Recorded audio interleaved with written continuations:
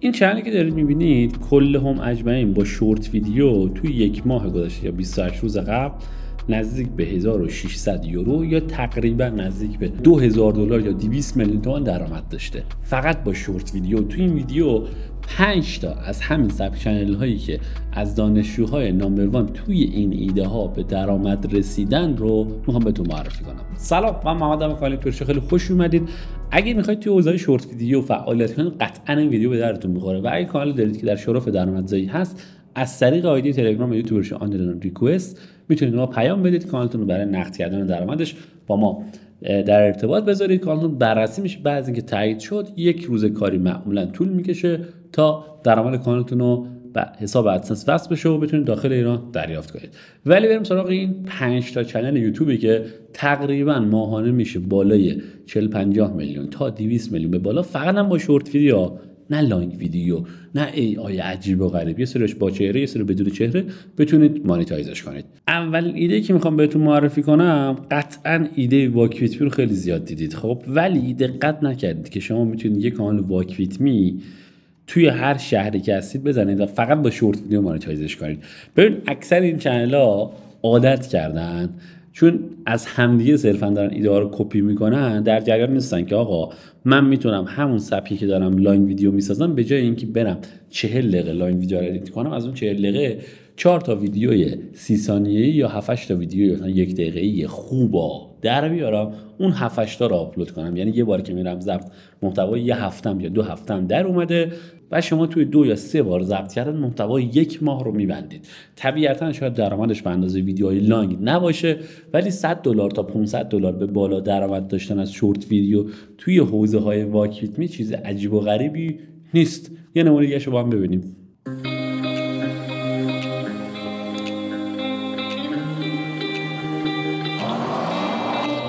این کانال مثلا از ویدیوهای فرشته ویدیو گذاشته و تصویر گرفته، همونطور که می‌بینید چند تا هم بیشتر نیستا، 1 میلیون، 8K، 11K، 14K، 50K. یعنی فقط و فقط اگه شاید بگم مثلا 20-25 تا ویدیو میذاش بالای 3 میلیون ویو رو زده بود، فقط و فقط از طریق شورت ویدیوش. کانال دوم متعلق به یکی دیگه از بچه‌هامون هستش که تو حوزه فیلم، سریال و انیمه فعالیت میکنه و یه کانال تقریبا فن پیج انیماتور از ادیت زده و لو صدکایش هم گرفته و چنل رو هم ببینیم. این کانال اسم کانالش بسته، همونجوری که دارید میبینید. بریم تو قسمت شورت ها، بزنم روی پاپولار، دارید میبینید که تقریبا 34 میلیون، 12 میلیون، چون یه حالت فن پیج از یه انیمه خاص هستش و مخاطبش زیاده، از طریق ادیت همون ویدیو تونسته بازدید خیلی زیاده بگیره.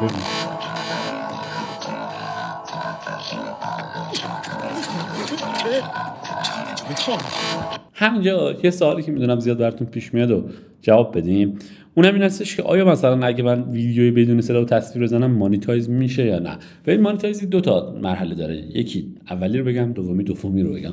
اولی این هستش که آیا این یوتیوب این ایده رو از منظر یوتیوب مانیتایزش میکنه یا نه؟ آره مانیتایز میکنه. اگه ادیتش به اندازه کافی باشه، صرفا یه سکانس 20 ثانیه‌ای بردارید بذارید، نه. یه تیکه از فوتبال بردارید آپلود کنید، نه.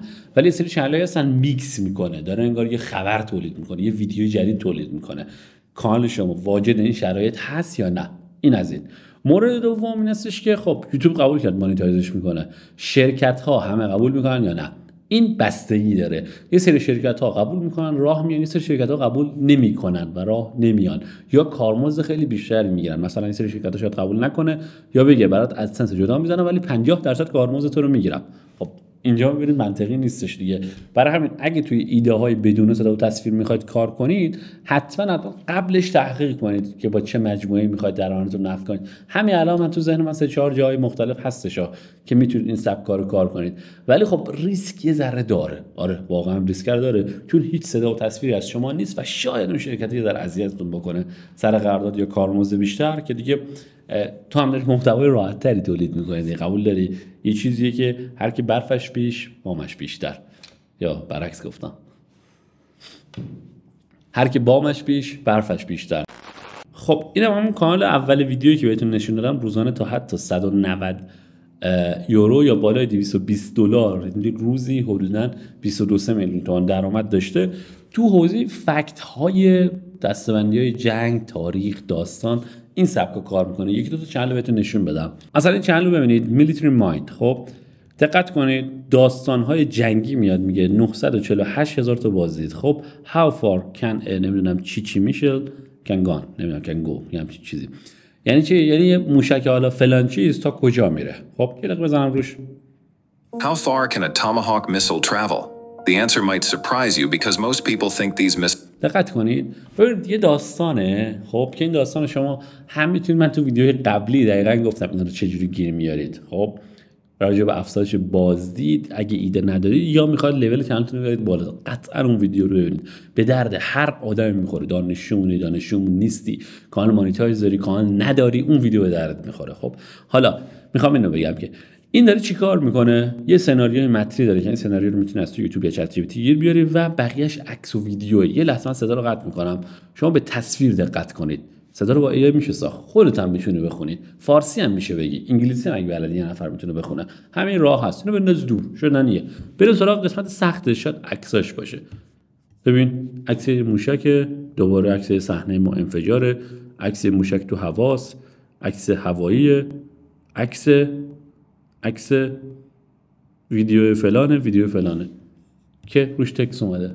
این چقدر سخته فکر کردی؟ بریم جلو بعدی رو ببینیم. آرمور اکسپرس 33,000 تا مشترک با 38 ویدیو. اصلا آمار رو نگاه کن. برم تو محبوبا 17 میلیون 7 میلیون. خب اینم در مورد مثلا ارتش روسیه تانک. بذار یه دونه جالبو بیارم. خب این صداشو بس کنیم. In Humvees. You see these Humvees became so همین الان صدای ایه، اصلا صدا رو 100% میشه تشخیص داد. کال مانیتایزه و از طرف دیگه دقیقاً همون سبک چنل قبلیه. hated that soldiers would rather walk through enemy territory than get inside one. But why would they reject their own equipment? می‌بینی یه داستان و فکت داره براتون تعریف می‌کنه. حالا شما به جای تاریخی میتونید جنگیش کنید، جنگیش رو جغرافیایی کنید، کشوری کنید، نمیدونم در مورد ایلان ماسک به هر چی دوست داری، اصلا مهم نیست. کاره رو بفهم داریم چی کار می‌کنیم.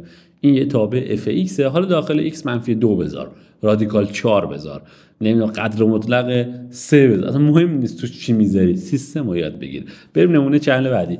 کانال بعدی کانال فشنه. ببین اصلا عجیب و غریب، شاید باورتون نشه این ویدیو با AI ساخته میشه. خب یکیشو بزنم.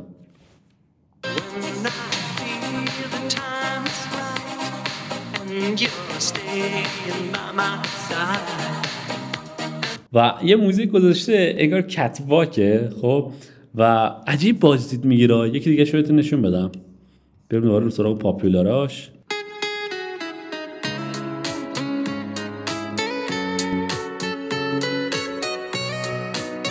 فهمیدید داره چی کار میکنه دیگه. ببین خیلی از خانوم ها یا تا آقایون حتی این سبک ویدیوها رو میبینن. برم یه نمونه چنل دیگر رو برات بیارم که همین کار داره انجام میده ولی با فیلم برداریش. این کانال اسمش استالیونیکوه، توی ایتالیا از آدما واقعا داره فیلم میگیره.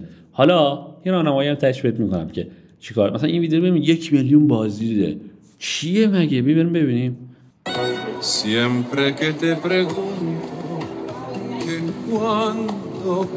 دیدی فقط یه نفر داره راه میره، سنش هم بالا، مثلا جوون نیست که بگه مثلا خیلی دافه مثلا داریم ویدیوشو نگاه میکنیم، ولی مدل فهمیدی. حالا می‌خواستم یه راهنمایی بکنم. اینو درآمدش بهتون نشون بدم، مثلا کرکوپرتون میریزه. بذار درآمدش بهتون نشون بدم بعد درم سر راهنمایی. این کانال یکی از دانشجوهای دقیقاً همین سبک 130k سابسکرایب، 9 میلیون ویو، 3000 یورو، 3500 یورو، نزدیک 4000 دلار، تقریبا 400 میلیون تومان درآمدشه. کانال لانگشه، لانگ و شورت با همه، ولی کانال شورت به تنهایی تقریبا خیالت راحت بشه 1000 دلار رو میزنه. حالا بریم سراغ این نکته‌ای که می‌خواستم راجع به این بگم. یعنی چی کار داره میکنه؟ اون AI بود ویدیو رو بهش میده، شورت رو، بدون اینکه کپی رایت بگیره AIش میکنه. یه وری توضیح بدم. بریم دوباره تو چنل ببینیم. تو فکر کن این ویدیو رو میدی به AI، میگی با چهره این یه استایل کتواک راه بره و این بهت یه ویدیو دیگه میده این شکلی، کپی رایت هم نداره. فهمیدی چی شد؟ امیدوارم فهمیده باشی. اگه دوست داشتید یه مشاوره خصوصی با خود من داشته باشید یا کانالتون آنالیز بشه، از طریق آیدی زیر میتونید شماره‌تون رو بذارید، باهاتون ارتباط می‌کنیم و راهنمایی می‌کنیم که چه خدماتی از ما، دوره‌هامون، کلاس و کارگاه حضوریمون، کوچینگمون یا مثلا یه مشاوره آنالیز شخصی با خود من بیشتر شد به درتون بخوره. بریم سراغ ادامه. بذاریم برسادش. چقدر سرسازش. اما کانال بعدی که همیشه فنشم و مورد علاقمه اینه. ببینید رونالدو میگه فامیلام همش بهم میگن بازنشسته شو، مهم نیست 1000 تا گل بزنی، ولی من اینجوری فکر. دقت کردید چی شد؟ خب یه 3-4 تا ویدیو یکیش اصلا صحنه‌دار بود ولی 7 روز پیش 600k بازدید. بریم تو چنل ببینیم چیکار داره میکنه. شورت ویدیو فکت های فوتبالی و عجیب و غریب بازدیدات. اینو ببینیم. وقتی این بازیکن دروازه‌بانو دریبل میده و میخواد گل بزنه، همین الان چه اتفاق افتاد؟ دوباره بزنم عقب. یه دفعه این مدافع میره تو گل وای مثل یه دروازه‌بانه.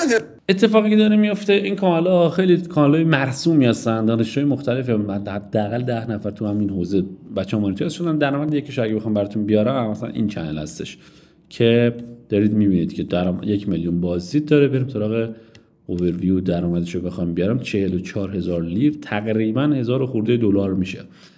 لیری 2500 تومان اگه اشتباه نکنم، یعنی 100 میلیون تومان، همون 1000 دلار در میاد. خب این کانال فکت فوتبالی میاد میذاره دقیقاً. و چیز اصلی هم که میخواستم نشون بدم، دوباره یه لحظه ویدیو رو بدون صدا ببینیم که نکته رو میخوام متوجه بشید. صداشو بذارید کنار. اتفاقی که داره میفته، کلیپ‌های فوتبالی رو وقتی گرفته بازی جایی رفته مثلا یه صحنه فوتبال رو دانلود می‌کرده. خب هر بازی 2 تا 3 تا 5 تا گل داره، 2 تا دعوا داره، یه دریبلی داره، یه چیزی داره. خب یه سکانس رو مثلا شما 30 ثانیه انتخاب می‌کنید، داستانش رو میگید، تیکایشو که میخواد ادیت کنه اگه توی ادیت یه مقدار عمیق‌تر بشید می‌بینید هی پاز میشه. بعضی وقتا به مثلا اینجوری پاز شد. چرا پاز میشه؟ کپی رایت نگیره. ببین تو باید یوتیوب بفهمی چه شکلی داره کار میکنه، پس تو از بررسی چنل رقیبت خیلی از این دیتا رو در میاری. یا چرا بعضی جاها سکانس رو دوباره میذاره. وقتی یوتیوب میخواد بیاد کپی رایت بگیره 10 تا فریم رو پشت سر هم مثلا میگم مقایسه میکنه. اون 10 تا فریم هر کدوم مثلا اگه با FPS 30 باشه 30 فریم بر ثانیه، یعنی هر ثانیه ویدیو شما 30 فریم، حالا 10 تا نه 1000 تا رو فرض کنید، پشت سر هم مقایسه میکنه. خب و 1 ثانیه شما 30 فریمه، 10 ثانیه شما شاید 300 فریم میشه. وقتی شما یه جایی رو پاز میدید برای 1 ثانیه 2 ثانیه ویدیو پازه، یه سری از اون فریم ها با اون سورس اصلی مطابقت نداره، سر همین کپی رایت کمتر میخوری. یکی از ایده‌هایی که خیلی هم محبوبه همین چنله. بریم دوباره شورت ویدیوهاشو فقط براتون بیارم، دقت کنید. رونالدو وینی نمیدونم اینا، احتمال رونالدو دقت کنید، همش فوتبالیستای محبوب که حالا فکتای مختلف ازشون دارن میان میگن. مثلا بریم رونالدو رو دوباره بیاریم. شنیدید که سرخیو بوسکتس خونسردترین فوتبالیست دنیا بعد جدایی از تیم محبوبش یعنی بارسا و دوباره هم تیمی شدنش با لئو مسی آخر همین فصل قرار خود. دقت کنید چه اتفاقی داره میفته. 5-6 تا سکانس از بوسکتس تو بازی‌های مختلف رو داره نشون میده. جالب‌تر اینه که احتمالاً این صحنه رو قبلا دانلود کرده برای ویدیوهای دیگه استفاده کرده. پس رونده رو دارید میفهمید چی شد. و به همین ترتیب شما میتونید یه کانال بزنید با حوزه فوتبال، ببینید چند تا ویدیو، 1300 تا ویدیو و 300k سابسکرایب. این کانال درآمدش بالای $2000. این دو ذهنت باشه. بریم چنل بعدی. این چنل عجیب و غریبه، دلم نیومد بهتون نشون بدم. اصلا رابطه به دانشجوام نداره، همینجوری دیدم یه حالت بونستور و امتیازی تو ایده گذاشتم. این یه خانومی که هر روز شیرجه میزنه تو آب و شیرجه جالبیه. خیلی هم بازده زیاد 16 اصلا نمیفهمم. هر چی هم که بیشتر 180 میزنه بازدیدش بالاتر میره. مثلا این که دارید میبینید مثلا وی شکله دیگه خیلی بازدید گرفته 23 میلیون. این دوباره اصلا خیلی عجیبه. برای اینکه تا اینجای ویدیو اومدید مستفیض بشید یه تیکه ویدیو رو بذارم.